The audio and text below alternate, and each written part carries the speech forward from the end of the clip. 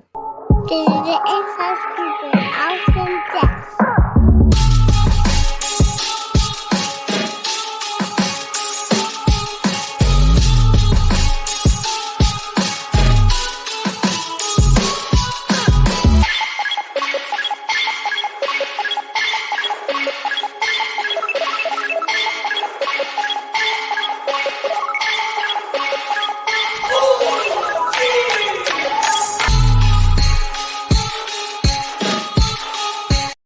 Welcome, everybody, to another episode of Inside Scoop with Alex and Jeff. I am Alex Dingman. I'm Jeff Doss. What's up, guys? What's up, insiders? Let us know who is all here and joining in for this special occasion, this special show. Share all your martial arts groups to your friends, tag people, and also tag, if you know what we're talking about today, tag Raymond Daniels and tag Regena Thompson, as we're going to be celebrating. They both had birthdays last week, and that's pretty much our main topic of the show. And we got some more fun things. So let us know who is here and how your week is. Just how your week's going. Just share with us, guys. We share. Sure. Yeah. What's up, Willie?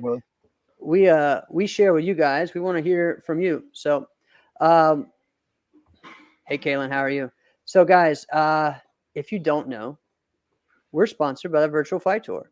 Mm-hmm. So, and of course, we're again waiting to see what's going to happen with Put Up or Shut Up. That's going to be in September. So we got a cool wrinkle. That's going to be Friday night. If your team registers and competes in that, the next day they get one of their divisions already taken care of. So you're pretty much getting a 2-for-1. You know what I mean? So you're exactly going there, making it worth it for the trip. You do get whatever prize money for it. Guess what? Maybe you don't win. Your team doesn't win. The next day, you got another opportunity to compete. And Jesse always gives great money and has a great event. It's one of the premier events in that area, along with K-Talk. So it's going to be exciting. Very competitor focused. Yes, big time. And not just like competitive. I think he's very focused on the experience of the competitor.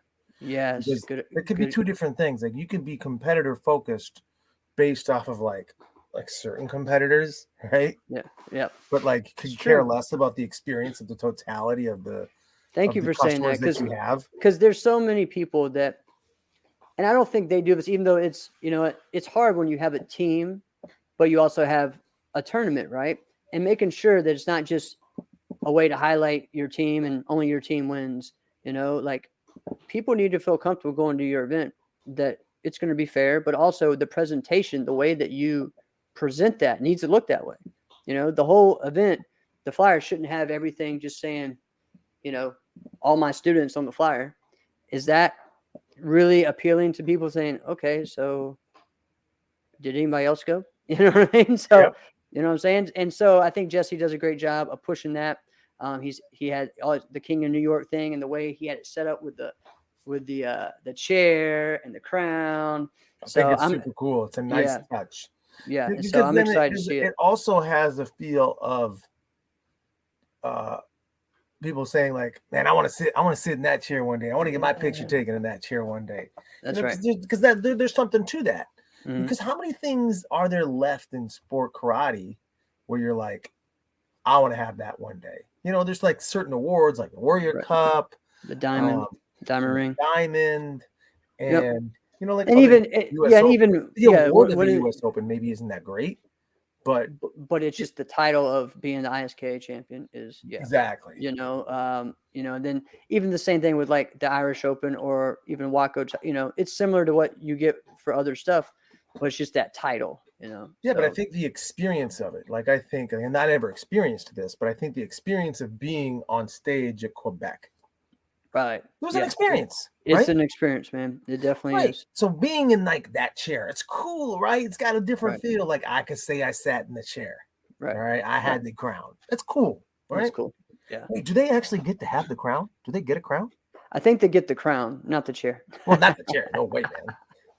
That would be something kind of like how they deliver your Warrior Cup to you. Imagine getting that delivered to your house, a big king's chair. I think I would like that more. That would might be be legit. something. Maybe you. All right, go Jesse. back. Imagine if you had a throne like that at home. Heck, yes, I would do everything in that chair. Yeah, That would be fantastic. man. We might have. Okay. Ah, Maybe. I think I maybe would a go to Grand that Slam if I was award still coming. competing. I would go to that tournament every year just so that, and if I won it multiple times, I could have it in multiple areas in my house. Oh, you go to a tournament to decorate your house. Maybe How amazing is that? You could do it like that, or it could be like the Stanley Cup, where that goes to there for a year and then it has to go to someone else. But then you got someone who's dirtied that chair up. All right, man, we're getting down a whole rabbit hole here. with Maybe we're stumbling across something. Maybe we are. See, this is the mind of. I mean, I kind of like the Stanley Cup idea. You could do that with like the Warrior Cup, but man, yeah, a Throne of Swords. Like, wow. wait, well, isn't there's a TV show that does that? What is that? What is that show? I don't know. The blade. I mean, the one that's the big throne thing. What is that? What is that show? It's like is it Game of Thrones? Sure. I think there's I don't listen. I don't watch it. Obviously, yeah, me neither. Right? Otherwise, it'd be on the tip of my tongue. But I think it's like Game of Thrones, and they have this big throne of swords. I think that's what it is. Clearly, I'm not that. I'm not up. All right, now we're starting to ramble. All right, but Alex, real quick before, so we can get into this, because this is going to be a lot of fun sharing. Yeah, he said it was Game of Thrones. So a lot of fun sharing these stories. We want to hear your stories too, of just your favorite Raymond Daniels moments and favorite Regina Thompson moments, and just maybe stories, matches, rivalries. We're just going to have a good time honoring two of the best of our generation, the best of all time, really. But really, like they're from, like you and I, they're our age, our era, you know what I mean? And when we thought of, what's funny is that we saw their beginning and even into they're continuing now. We can't say they're in, because they still can get out there and compete with the best. So, yes. Are we already getting some? All right. Yeah. So 26 points. Oh, that's yeah. I'm sure we'll get into that in a second. Alex. Well, you know what's fun? I'm going to tell you something funny, right? Okay. So you mentioned, April 29th, because that was this past weekend, that was Raymond's birthday. There's something else significant about that day. April 29th, 1992 is the day my brother and I started our first karate. Yes, I remember you telling us that. So sharing that before. I just felt like that was cool. So like cool. Every now and then, like I think every year I would just shoot him. I would shoot Ray a text, or I'd give him a call, something like that. I'd be like, you know what? And now the dust is settled, right? Right. And you sit back and you look over the 30 years, right? Yeah. That it's been. So I go, listen, I was contemporaries with the greatest fighter that lived. Mm-hmm. Yeah, we had some matches, couple of them pretty close, right? When he definitely, I never bested him, right? What am I gonna say, right? But I just feel like if I had been a fighter now, right, and I would have missed fighting against him, I would have always kind of been like, man, I wish I would have, been able to say I fought him. I could definitely say I did, right? Right. Or if I would have been a fighter earlier, everybody always thinks that their era is better. I don't think there's still people that don't think Raymond's the best fighter of all time. There's some people that think that. Yeah. So I think they need to rethink that, right? Because I think it's pretty firm that he is, But I just feel like that's fun. Like I just like, all right, I wasn't the champion of champions. That was not me. Right? I was a fun guy. I had a great time, and I love what I did. But man, I got to do it against him. Yeah. So I feel good about that. So happy birthday, Ray. Yes, happy birthday, Ray. Hey, also Monday was my mom's birthday. So again, happy birthday. Yeah. So it's been a big week. Yeah. Happy birthday. Yep. All right. Yeah. Do we want to get into our topic, or do you have something else you want to share? No. I want to get right into it. Right? All right. Which one do we want to go? We're going to go into Raymond while we're on that. Let's just do it since we're talking about him. Yeah. All right. Man. I still feel like one of the funniest stories about Ray is one you told. So, do you remember the brawling episode? Yes. So, if you guys don't remember this episode, this was like, I think this was like episode 3 or I think it was something episode like 3 was brawling. that. Yeah, Well, or episode 4, 3, yeah. we're on, what is it now? 139? 139 is today. 139. Yep. Right. So 136 episodes later. Go back, guys. Listen to episode almost 3. 3 years now, guys. Listen to Jeff's story on this.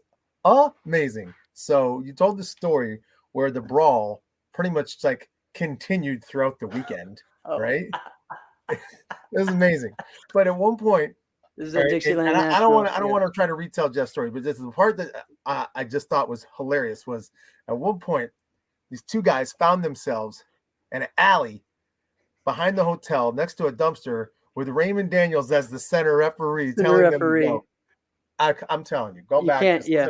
So that's one of my favorite ones, and I didn't have anything to do with it. Right? And do you remember who was watching from the balcony suite? Or wasn't it one of it was Steve Harvey? Steve Harvey, yeah. and I still had the Steve Harvey shirt until recently. I think I finally got rid of it. You can't make that up. No. So when I say, we were contemporaries for a while. My first time fighting him was 1999. And this is before he had catapulted himself to next level. But I mean, I were clearly on. It's like we knew him from Team Kanai and whatnot, but he wasn't. Zebra, remember he was on Zebra a little bit too. He was I never personally watched that, but I mean, so he wasn't the best fighter in the world yet, but it was clear he was coming. So I remember first time I had fought him, I was saying knew of him, and he comes and he does what he always does. He says, "Oh, the best of luck to you, sir." He always does. He bows and touches that, and he has this way of making you feel like, what a nice guy. Wishing me good luck. Thanks, man. And your guard just goes, and then 99, he could blitz across the freaking ring, right? Yeah. People forget, guy tore his Achilles tendon, right? Right. And then what was it? Corner to corner from the ring. But he was back within what was it, 6 months or 9 months? I mean, it was fast. It was insane. I didn't know he tore it. Oh, really? No, he was back. Just 6 months, you don't see it. Someone in sport karate, you're just like, he had to miss a few tournaments. No big deal. True. Right? Oh, you mean you tore your Achilles tendon? That ends people's careers. Yep. And he's back. He went on to have a Hall of Fame career after that. Yeah. So anyway, like if his career started after that, and when it still would have been a Hall of Fame career, he still might have been the best ever. Yeah. It's crazy. Right? So you think about like what are some of the greatest things that Ray's done? Like, we got to go over, like, because he has eras within his time frame, right? His dive bomb blitz, 1-2, I think is the I don't want to say like he's the best ever, but it might have been, right? But he's clearly I think he has the longest, like how much ground he can cover, right? Yep. Yeah, I agree. 99 Ray, quickest ever. Yep. It's definitely possible. Yeah. Right. Yeah. So dive bomb, and back in that time, 99 and 2000, if you remember what was so popular was that diving back ridge hand. Everybody remember that move will date you, right? Yeah. He got me with one of those when I side kicked him clean, pow, in the armpit. But he was 150 pounds, right? Same height, still 6'3", right? Slips right off. Kapow, ridge hand, and what am I going to say? I got you. No, I did not. No, he knocked me over, right? So you're like, my goodness, right? But the spin side kicks, right? The 360s. The 360s is crazy. And the thing is, with that he always threw those, but it evolved over time to where that became his go-to, like as much as his blitz, really, if you wanted to. Well, later on in his career. That, I'll say, and because the most important before, right? Because here's the deal: when he was before, so like 98 through 2000. I mean, whenever he competed, I would say 2004 and competed in NBL. The cartwheel he would hit people with 3 cartwheels in a match, and he almost never missed a cartwhel. Okay? And that was weird because that's a move where you see it and you're like, when I would watch people throw it, because I never threw it, but I remember watching being like,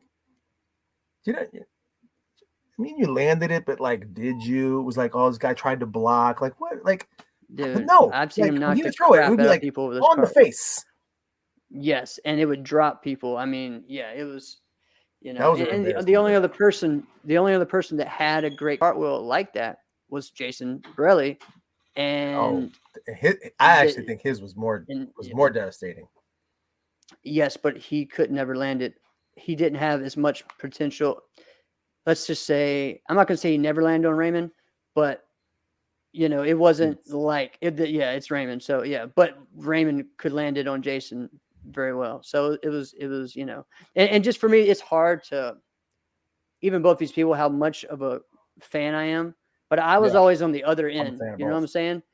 I was always on the other side of Ray's. Yeah, like I was of Ray's and Regina's. I was always on the other side. You know, I mean, until later on with Regina. But if people don't know what I mean is, I was on CJB and Team Elite. So we were always going in the finals against those two fighters. So I always saw it from a different perspective until later on. So it was really different. So going over the moves, you know, we talked about cartwheel, the dive bomb, the spin side kicks, all of those. Mm-hmm.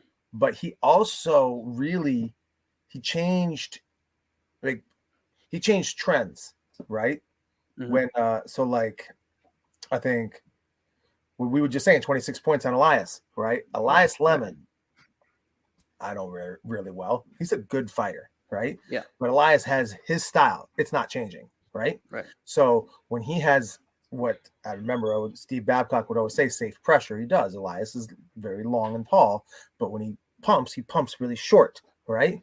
So Ray would have this way of doing the hook kick under his leg and then round kicking him, right? I hate that move. Right?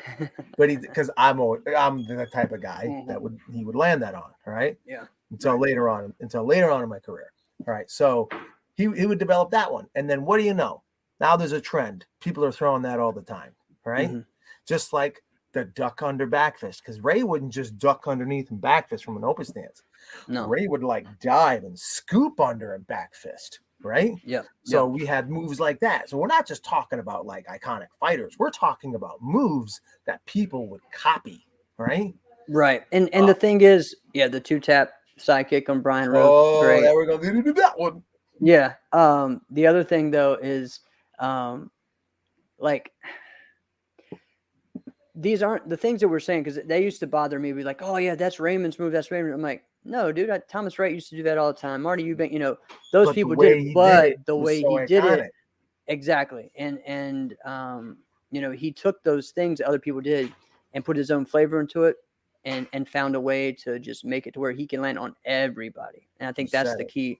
That's the key thing that the other people, you know, could do it on certain types of fighters. But you could do these things on almost everybody he fought, you know. So, yeah, all right, right. You want to get in matches or what's up?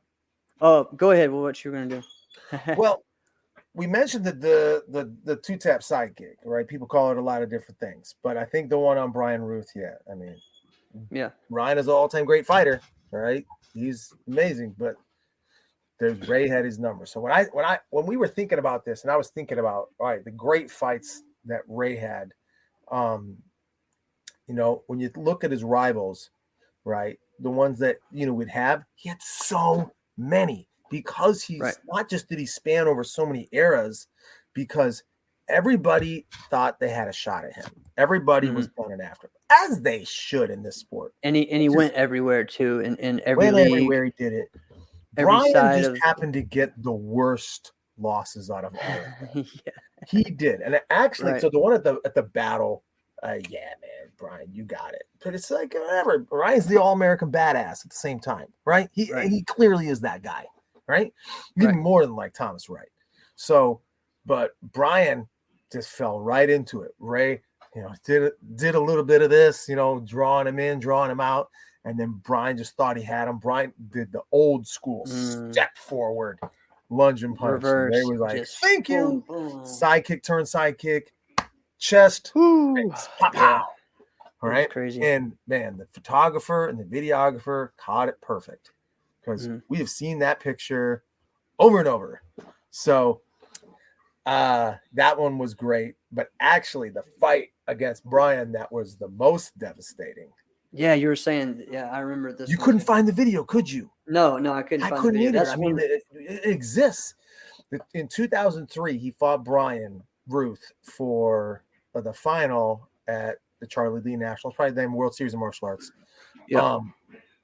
And Brian scored 1 point because the corner ref, which I think was Greg Beaver, all right, held Raymond Daniels.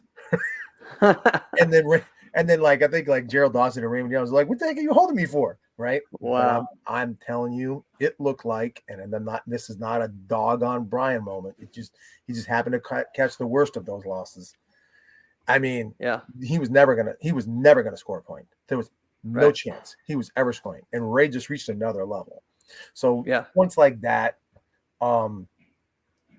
there's just certain things about him, and we'll talk more about. We'll have an episode. Maybe we'll have him on. But I think some of the things about let's hit a couple of quick points so we can go into Regina. Yeah, I think one of the things you wanted to avoid about Ray, and I'm not comparing him to this person, would be the same things that you didn't want to touch with Michael Jordan. You didn't want to poke the freaking bear, right? Mm-hmm. With MJ, you weren't trying to poke the bear. I mean, like trash talking, right? You didn't want to do that with Ray either. You didn't want Ray in the finals. I mean, you wanted to because as a competitor, that's what I appreciate about martial arts. Yeah, is you always want that. It doesn't matter how much they dog you. We are martial artists. Right. All right, let's see what Brady. You want to win too, right? What's it saying? In the late 90s into early 2000s, watching Ray fight was like watching an athlete of today play against an athlete from the 1970s. He's right. Mm-hmm. It was a change in the culture of sport karate fighting. Absolutely. Yep. And when when he said in the late 90s, early 2000s, we had remember the 2000s episode, right? Yep. We really, he was at the forefront of that as well because he was involved in changing that culture. It doesn't happen the same way, even in forms, because I mean, even the forms competitors, how many forms competitors really care that much about fighting and really watch them that much? There's some, but not a lot. Ray was a different guy. They all watched, they all paid attention, they at least knew, right? Yeah. So it's just different like that. And there's some forms competitors that did that to fighters as well, right? Mm-hmm. Johnny's being been on record saying, I wanted to watch John Valera, right? Right. It was the same type of thing. So definitely. Yeah. So you didn't want that. You didn't want to poke the bear. There was dominated for 2 decades. Yes, sir. Dominated for 2 decades. Here's what I'll say. This is 2014, I think. Chance Turner was fighting Ray, and I'm going to fight the winner for first place in that division, right? Yeah. And then one of them I feel better about fighting than the other. So here's what Chance does. Chance, this guy's never short on confidence, right? No. So I love it. He's fighting Ray and catches him, like slips. Chance is extremely athletic, right? Yes. Slips some move Ray did and then hits him, pow, give him credit, and then decides, I'm going to shove this dude out of the ring. But not just like a little bit. He shoves him, launches him out of the ring. And I'm like, what the hell did you do that for? So next exchange, Ray comes back, hits him, blitzes him, and then just doesn't stop.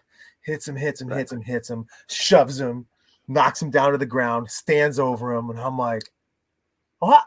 Now he's all amped up like he wants to knock people out. I don't want to deal with that. I don't want to do that. I'm like, Chance, why'd you do that? I don't want to have to mess with that. Right? Yeah. So right. Yeah. Crazy. But hey, again, Raymond, one of the best of all time, also one of the best people in our sport as well. So Charlie's favorite point fighter, a lot of our favorite point fighters. So again, happy birthday to Raymond. Happy birthday. We got to celebrate those moments of our greats, you know what I mean? Like, and share these things because there's more and we've done episodes actually like this before, but focusing on different things, so and we could spend 3 episodes on each one of these Fridays. We're not going exactly. So I'm going to go into, again, Sunday was Regena Thompson's birthday. So again, happy birthday, Regena. Regena, again, another one, the same era as Raymond, both of them had their rookie years the same time. Oh, also notice how we are not committing to how old they turned, No, because we did both not of say them fight like they're 22, and we could just say that they're not. Right? That's what we'll say. Right? Continue. Oh man, but both were on similar teams, had similar paths. Regena, Texas fighter. Again, think about that though. Okay, so one of the greatest of all time, but she's from Texas, so I don't think she ever lived this way or thought this way. But in other people's mind, it's Linda Dinley's. Linda Dinley's the best. Regena, every time I didn't ever think that. I just thought she's the greatest. She's just the best, and especially within, the NBL in her era, like she was just the best of that generation, of that time. Yes. And the thing is, it's just Regena also was similar to Raymond. Like she had that personality that draw people to want to cheer for her. You know what I mean? Or maybe sometimes boo her, but I don't really think that many people booed her. You know what I'm saying? Like they wanted to beat her, but it was different. It was that personality where she is just bubbly, like, and having I fun think and she had saying what, but she she's had a more also likable personality, and not that Ray's not likable, but he has when you fight when he fights, you know what I mean, right? Is that what you're saying? right. He just has a more boisterous personality In that some will ways, make but you Regena not is like, if you outspoken. don't like the boisterous Yeah. personality within martial artists, because some people just feel like you shouldn't do that in martial arts, which, get over it, guys. Right, then they don't like him, then they can hate him. I don't think anybody ever did that with Regena. No, but Regena says what is on her mind. She tells you the truth. Yeah, She doesn't hold back. Yeah, if we don't listen to Raw, right? So and I think people love that about her, and I know I love that about her, but also like you could tell her overall joy of martial arts. If you ever watch Regena Thompson judge at a tournament, and this could be little kids, this could be adults, whatever, she's having a great time. And that's what I think. That's why she overall is one of the greats, because she loves us so much. In my tournament, I would have her run my first timer divisions, because I wanted them to experience that, that enjoyment, that fun. And if that was going to be their first time, like they got to meet one of the greatest of all time, and they were going to get feedback, and they were going to get just excitement, and I mean, I'm in after that, you know what I'm saying? So, all right. We could go, I'm going to go a different way than you did. I'm going to go with some of my favorite Regena Thompson matches and moments, because there's so many different things, and I was trying to pull it down to like a top 5. That's super hard. It's too hard with these guys. Yeah. And the other thing though, too, with Regena, unfortunately, is that I can't tell you, hey, go watch this fight, because some of them aren't up there, right? They're not there. You like have what I was to dig. about. Yeah. You can tell me about the fight though. Oh yeah, exactly. So I'm going to go through some things, and some of these though, like if I did pick a top 5, this would be like 3 of them would be versus like this one person or whatever, right? So I can go in a lot of different ways. I'm going to go with so many of the fights versus Gina Thornton. Okay, so and these 3 fights particular I could think of, and they're all different.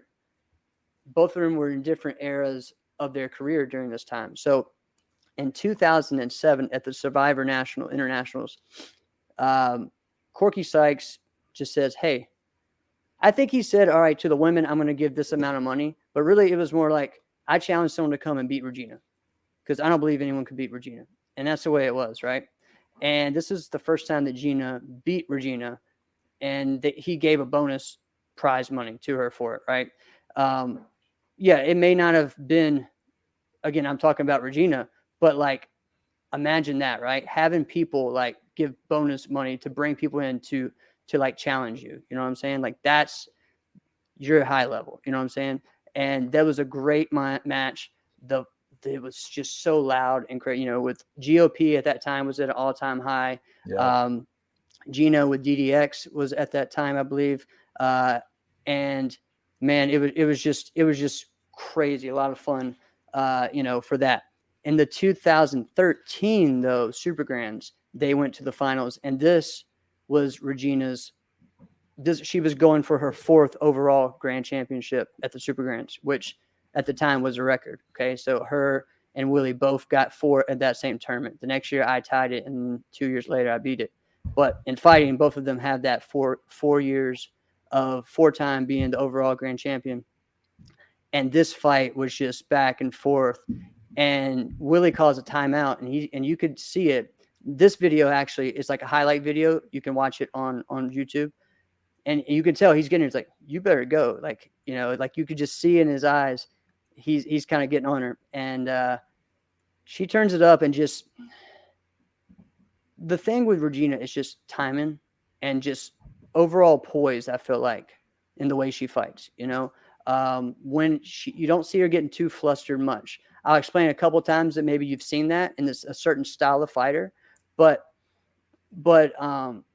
you don't see that. And that's what's great, and they had an awesome fight, and Regena won 13-10. This was in Charleston, South Carolina for Super Grands. It's one of the biggest Super Grands, and a great, she beat Raylan Perkins before that. She beat Robin LaBeouf before that, and then beat Gina to win the overall. So, and then one more with Regena, but they both fought at my tournament in 2000, I believe 16, maybe 17. And this was a great fight. Regena looked like she was a little hurt, but she didn't stop. And what was cool, it was just the moment, because it was one of the last fights of the night. And they both just embraced, and Regena asked if she could have the mic, and she did. And she just kind of told everyone how proud she is of Gina, and how she's taken that legacy, and how, them going back and forth in their rivalry, and how they both push each other, because Regena was like one of the first fighters that Gina really wanted to beat and emulate, and they had some great fights. And I just remember that's one of my favorite pictures, is a picture with them two after that fight. So that was that was a cool moment for me. And then what's crazy is that, 2 years later, Regena is beating at my tournament Katana, who had just won the diamond, and then the next month beats Gina again. And we're talking 2018, and we're talking about someone, and the way that she, not against Katana, but someone who is a great fighter, right? And we're talking right now is, it's Morgan than Katana. She beat Katana 8-2 at my tournament for the overall. And it was just, I'm not saying dominating, but you could just tell you just showed the poise and the skill of a true legend. You know what I mean? So there are some styles that do not work well against fighting Regena. Well, and the same thing that we're talking about, right? There are some styles that this formula is not one for success. No, right? But Regena's style, it's not the same way, right? Right. So I'm only comparing because we just talked about him. All right. So Ray can have someone might be a harder fight for him. Like a Trevor Nash, or even Jason Grenier, right? Mm-hmm. Right. Good fighter. That may be a challenging match, more challenging for him. Mm-hmm. But the one thing that everybody had in common was Ray was always their toughest fight. Correct. Right? Correct. Yeah. It's the same for Regena. Regena may have harder matches, right? But the thing that's consistent is she's always everyone else's hardest fight. Correct. Yeah.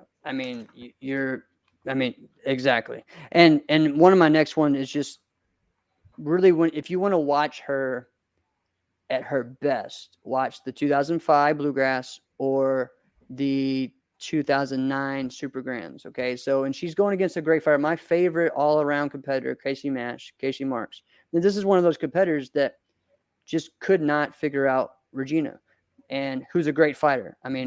I think Casey's an awesome fighter, has a diamond ring, is not going to quit or stop. And Regena just had her number. And you could see just Regena's overall skills and all around skills in these matches. So look those up, guys. Let's give a little context too. So if those that are competing today that maybe aren't in her area and haven't seen much of her. And like you were just mentioning, don't have a lot of video on her. So really the thing that she did better than everybody was her spacing and her timing. Right. And I don't know this personally, although I love talking to Regena. I think she's great. We didn't have this conversation, right? But it looks to me like she looks at this like math, right? And some people hate math, right? I don't really hate it. It just is exhausting, right? Even at 40. So you look at math. Math doesn't care about you either, right? So math has no emotion, right? So when you find yourself stepping into that range, right, or somebody has stepped into it, you take, if you can think about it like math, right, and you just remove the emotion from it, and just when you enter this space, boom, you just go, success is a lot higher. Problem is, for most people, what we do is a very emotional activity. We're hitting someone. There's an emotion attached to that, both on the positive and negative. Right? So when you can remove emotion from that and then just do whatever it is, mathematically would be the best decision, right? It's almost unfair. Right? Great. Yeah. Yep. Great way to explain. She was the best. That's what she was the best at. Yeah. So look, one of the other things that I love, and I was watching some of these videos, and just her defensive hook kick was something that people, I mean, man, it was great.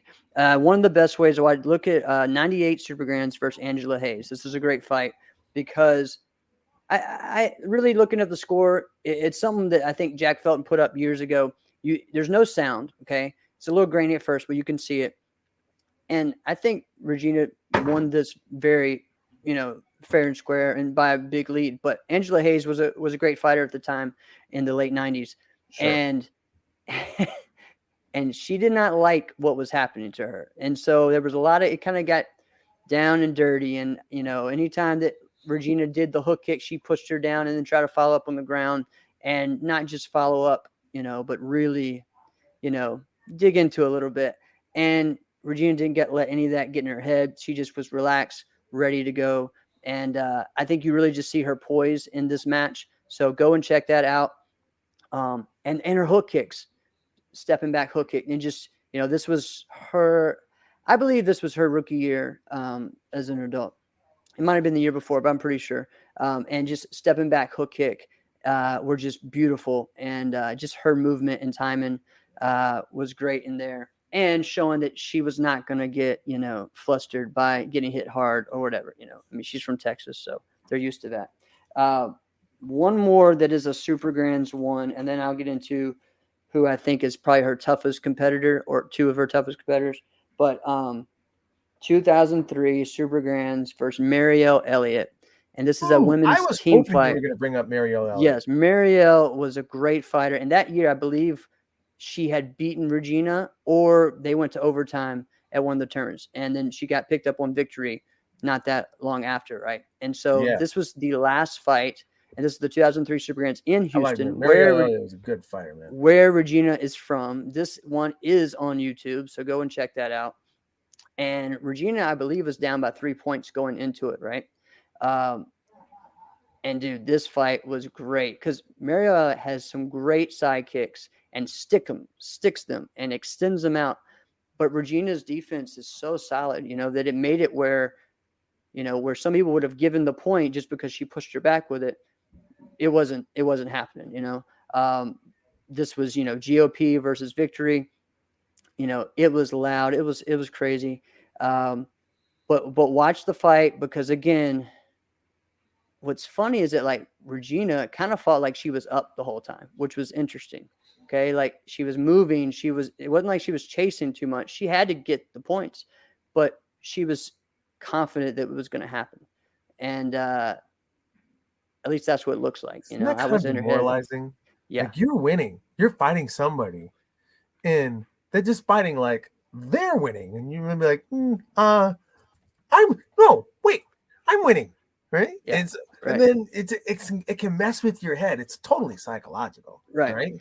And so it ends up going into sudden death, and there is like 5, 6, 7 exchanges. and finally she wins with this, step in blitz, and I think it was reverse. I just watched it the other day, but it was a great fight, and just was cool too, because when it's a team fight, right, it's just different. And at this time, this is when NBL had a lot of women's teams, okay, and this was 3-person teams back then, and so was really cool. And I missed those days, because some of those were some of the best team fights that there were with the women's team. So it was really cool. One more though, unfortunately, there's not but one fight of these two, and it's, to me, two of the best that around that time: Claire Kokoza and Regena Thompson. The only person I think that Regena had as hard of a time with would be Nikki Carlson, and both of them are very similar fighters. They use their leg like their jab, and they have so much control with it. And Regena knows how to make everyone else kind of chase her in a certain way to draw them out, but not these two. And so, but Regena has beaten Claire a bunch, and Claire has beaten her a bunch. They, at one point, whenever they both won their division, they had to fight each other immediately for runoffs, in the BL. At some point, I think they were even in the same division. So they fought each other all the time. She's talked about how much she liked fighting Claire. Yeah. And it's a great fight. Watch the one, I think it's 2009. No, 2000. Steel Trap. 2012, maybe 2013. U.S. Open women's team. So it was, and what's crazy is that I thought the judging was kind of bad. Regena was down by a bunch. Everybody is why we call Jeff Jeffopedia. I just kind of gave you, I could say whatever name, but whatever. But this is and this is the only one that's on YouTube. But what's crazy is that it was in a losing effort, but Regena brought it back, down by like 6. Actually was down by 4 points with, I think, 16 seconds left, and still only lost by 1 point or something, and really, you could have said, if you looked at it, could have won or should have won. But I wish there was a lot of these early 2000 fights that they had were just awesome. Yeah. And then even later into the 2010s and such, there's certain fighters who've never beaten Regena. Chelsea Nash is one of those. Yeah. There's just, just Regena is just an all-time great. She has the most NBL world titles, and she is a fighter. Okay, guys. So imagine that when you have people that go and, like we said, do 14, 16 divisions. Yeah. Like the Northcuts. Right. And she has, well, all right. So the Northcuts, I think, eventually passed her, but still, all right. Like we're talking. But the Northcuts do 37 divisions. Exactly. So it was really, really, really cool. And just, again, just the legacy that she had and she has, and still to this day, Brett's comment, again, I'm going to put up about the coaching. I think that's another thing, that some of these fighters are amazing coaches. She is one of those. She's an amazing coach, and she knows how to get in your head. She knows how to get in the judge's head. She's great at that. I just, respect her overall. So happy birthday, Regena. Hope you have a great one. Birthday. Guys, more people, share your favorite Regena and Raymond moments, and share this, and tell them about it as well. So that was fun, and I'm sure we can do more. That was a cool time. It's just, it's like, I want to go more. I want to do more. Yeah. But we got more show to have. The show cannot go forever. Can I mention one more? Check this one on YouTube. I'm sorry. 2000 Ocean State Nationals. This was the one year that Ocean State was NBL, and it was her versus Dottie White, and Regena wins in overtime. Go check it out right now. It's on YouTube or after the show. This is a great fight. When you said, like, all right, Ocean State, and that was the one year it was NBL. That's the one thing I kind of wish she would have done more of. Like, I wish she would have done more NASCA. And she did later on, in 2005, 2006, and even 2009. And you know what? And for no other reason, not that like, she didn't beat this person, because yes, she did, right? Yeah, she won a diamond, she won. Oh, yeah, exactly. I guess Marielle Elliott, right? So it's not just about like, she should have been able to beat I just wish I would have seen him more. That's the only reason. Right. I selfishly would have wanted to see it more. That's it. Well, and even for me, like there's some junior fights, and she had some rivalries with some people that I would love to see those fights. Like, and I would love to see some of the ones from Texas. So, you know what though? We just need to have a call to action right here, Jeff. Look at everything that we're talking about. This is what happened when we had Jerry Fontenez on. All right, Jerry was talking about. He's like, it's on us to get this out. It's on us to get these stories out. It's on go get all your videos out. Look, we're talking about these videos. What is it? It's depending on what our memory for people to know the stories. You don't want that. You know how many times? Look, insiders know how many times I've forgotten and told the same story over and over again. You do not want the history of sport karate depending on my memory. Hey, get these videos out. Good stuff. You got them. Share them with the world. All right, this is a good topic. All right, you forums guys. Worst music ever for musical forums. Man, you really wanted to off when we need them now. Because I tell you what, Kaylin, we want to hear what you think, guys. We want to hear. I got some. First of all, let me just go with, and this is a testament to we needed to end intros like 20 years ago. Right? I knew this was going. Like the whole thing of like obnoxious forms, obnoxious hip hop, and I'm a hip hop fan, right? Obnoxious hip hop, and then go into trance music for your forum, all right? It's just like weird. You're right. Like Cody, carry your judges. They don't want to hear this, right?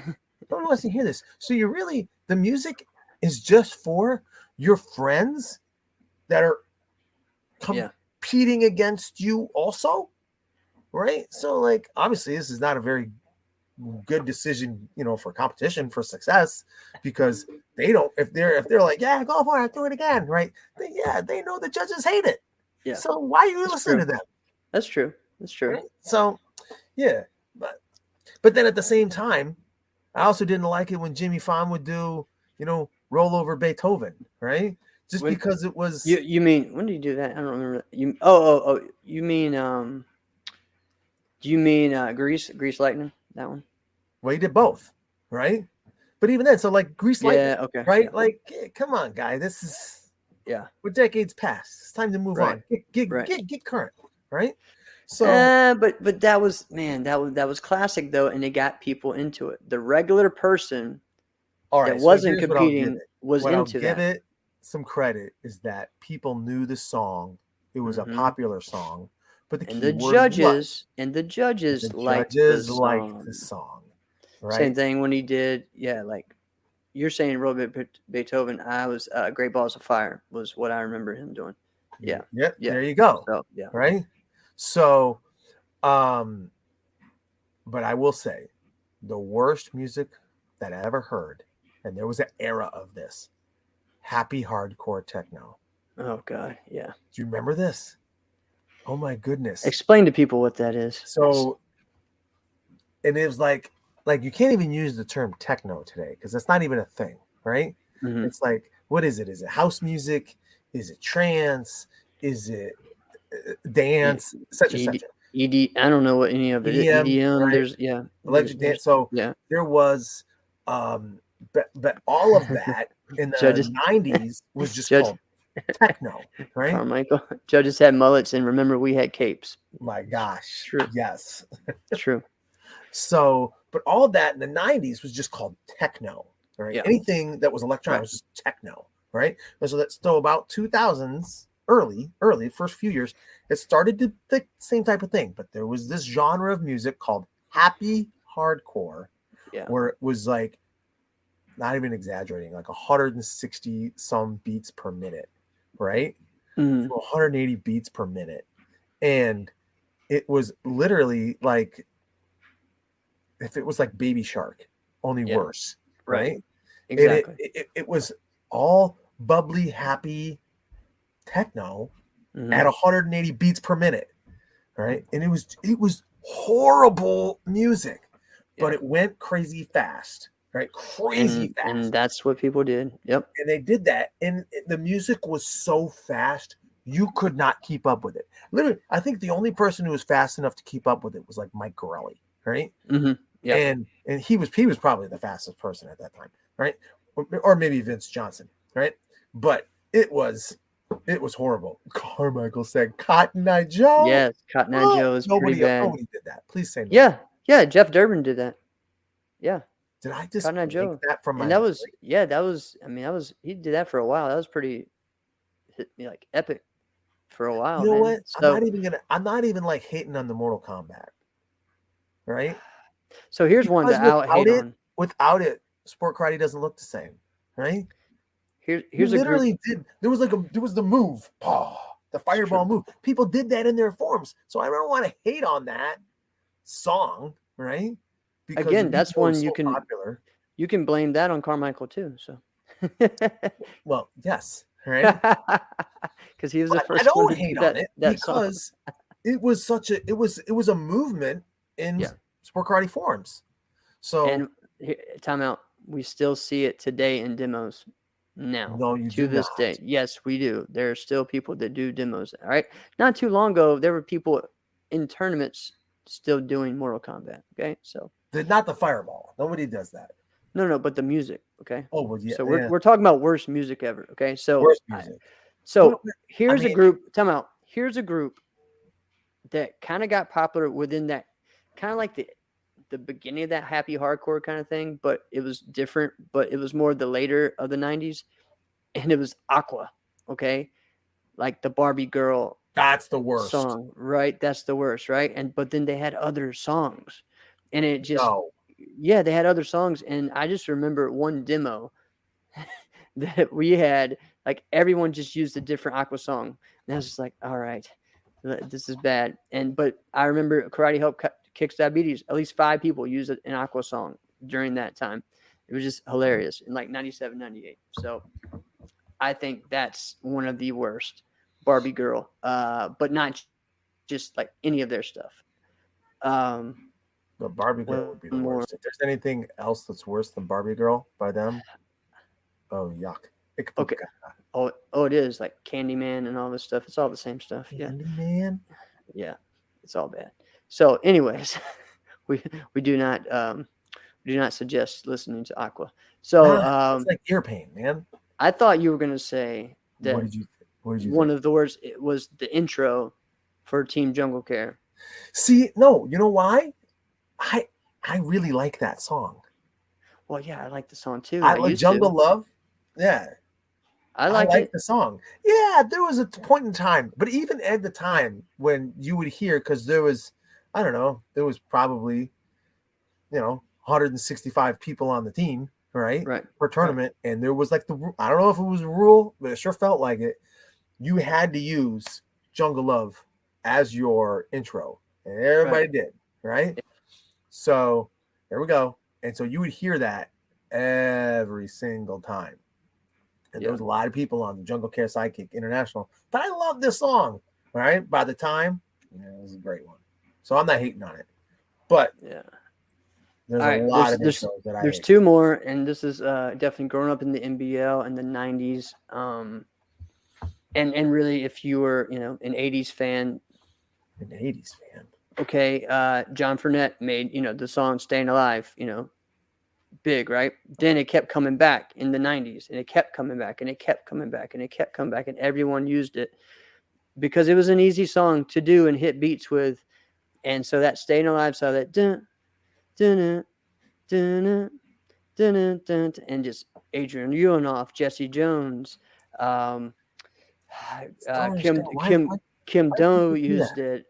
Everybody used it. Okay. And then there was another one I'm trying to remember. It was like one of the Christmas bells songs, like dun, dun, dun, dun, dun, dun, dun, dun, oh, Carol of the Bells. Yes. So people would use that, and a lot of people use that in the NBL because again, it was about choreography in the NBL. So you had to. When the Super Grands would happen, it was pretty close to Christmas time. Yeah, so it kind of made sense. Yeah, but there was a lot of songs like that. So share, guys, your worst musical, not musical forms ever, just music ever that you just couldn't. Yeah, I mean, here's a thing that I remember. The way we would find music would go find the singles, okay, of like a techno.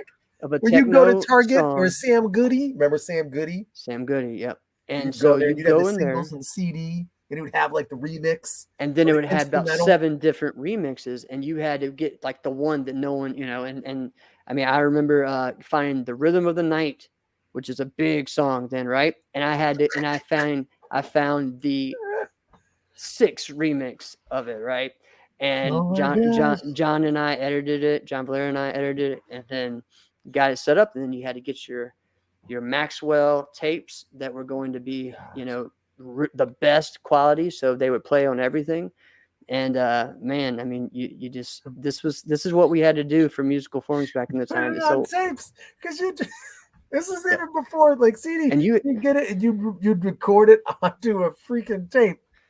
But like you said, the Maxwells because you had to get it on that one, because that one was the best quality cassette tape. Cassette tape. Yeah, you had to. And like you had to invest a lot of money, because you had to get a bunch, because you had to have copies, but also you didn't know if they were going to record right either. So you had to pretty much buy some throwaways.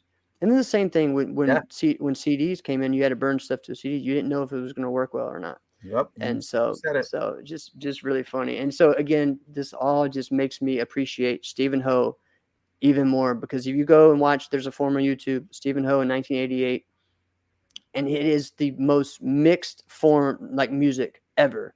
And we're talking about some like in the 80s, before even that was an option. You know what I mean? So it was crazy. But yeah, searching Napster for DJ remixes to Ducata too. Yeah, you said it. You had to. Yep. Tape plus vinyl mixes. I love it. I don't know if I've mentioned this before, but I probably did. But I'm gonna say it anyway. So, my homie Nick Wynn. Do you remember Nick Wynn? Yes, good friends with Nick Wynn. Yeah, so we grew up. We grew up like same divisions as kids from 9 and under. That's why I figured that. So he and I, dude, greatest homie. I'm gonna hit him up after the show now. Right? What up, Nick? And we decided we were gonna do a team form together. Okay.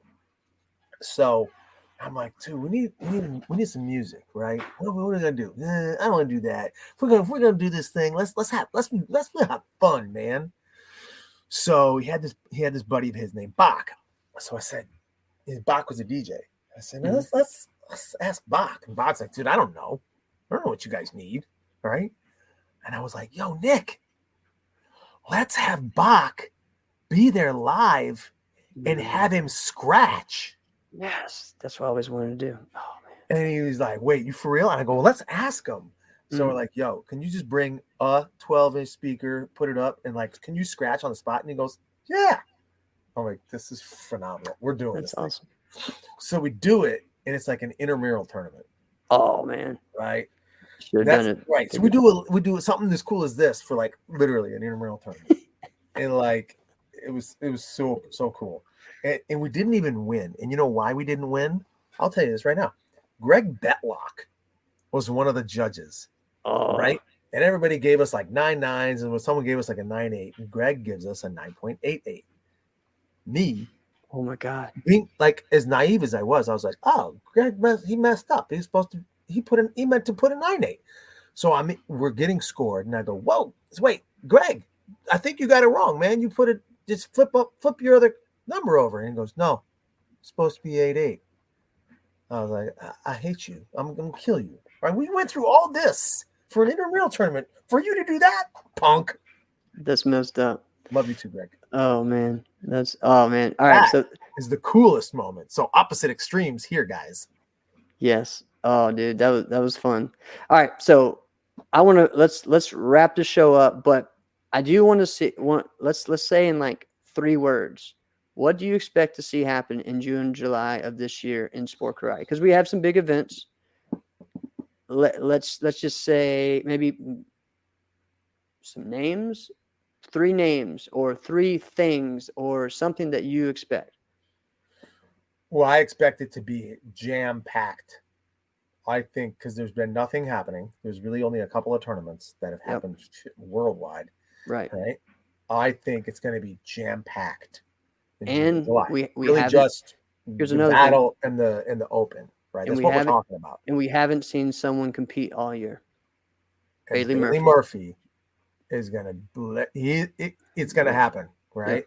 He's going to let it be known. I'm Bailey freaking Murphy. Yep. Right. And here's another thing. I feel like team fighting is going to get even stronger throughout this. Oh my goodness, yes. I mean, leading from what we saw, which is great at AKAs with a lot of teams, and then we had at Ocean State with almost all the top teams, and then we're going to have battle with everybody, U.S. Open with a good amount, leading into VFT, and then into Diamonds. I mean, it's going to be great this year. So, is the battle doing a last man standing? I'm not sure. I think they are. I think they are. I think they are. So, it's going to be huge. Definitely that. I feel like there's going to be, I don't know. I don't want to give away nothing, but I think in forms, I think we're going to see, well, this is what I hope to see. I hope to see things that people haven't done before. I hope to see new forms. I hope to see new tricks that we haven't seen in tournaments. I just think people need to, I hope it's just time to spice it up. Here's the other thing. I know that the senior divisions in forms are getting harder and harder. Oh, yes. As you go, and in some ways, they're the ones to watch. So you're talking about at just in the next June, July. Let's just see. Kevin Kowalczyk, who's been killing it when he goes to tournaments. Edgar Cordova, killing it. Sam Diaz, killing it. Myself, I'll throw myself in there. Daryl Lewis is back. He is going to be competing. Joey Castro is competing in 30 plus now. Joseph Bine. I know I'm missing. I know I'm missing people too that have done well and doing. There's so many. We can't. Eric Tremblay, who's always a solid competitor. There's so many great competitors, and that's just really talking about like regular ones, right? We're not even talking about like the other top level traditional guys. So, and you think Eric Tremblay is great? I didn't say great. He's got good. What 3? He's got several diamonds, man. So he's consistent. He's very consistent. He's consistent when people aren't there. So, wow.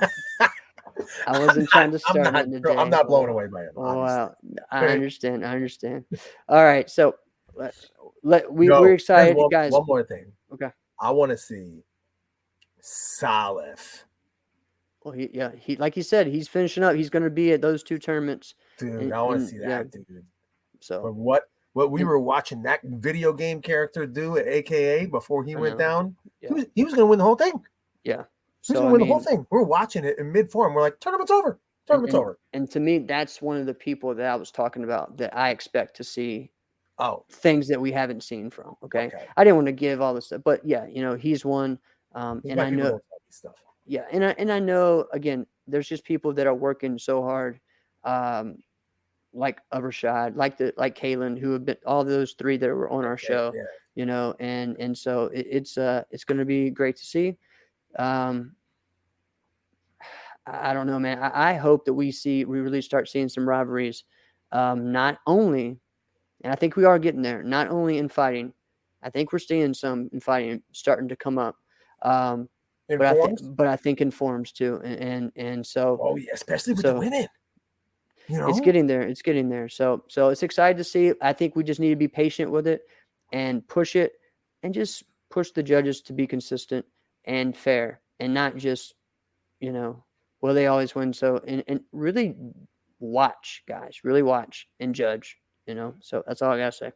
And you said it, man. All right. This was a great one. This was. I can't wait to come back and listen to this tomorrow when it comes out. No, I know. Today, share everybody. Everyone else is listening to it. There you go. This has been another episode of Inside Scoop with Alex and Jeff. I'm Alex Dingman. I'm Jeff Doss. See you guys next week. Man, that'll be 140 next week. That's crazy. Thank you guys so much for all your support, and check out Virtual Fight Tour. See you guys.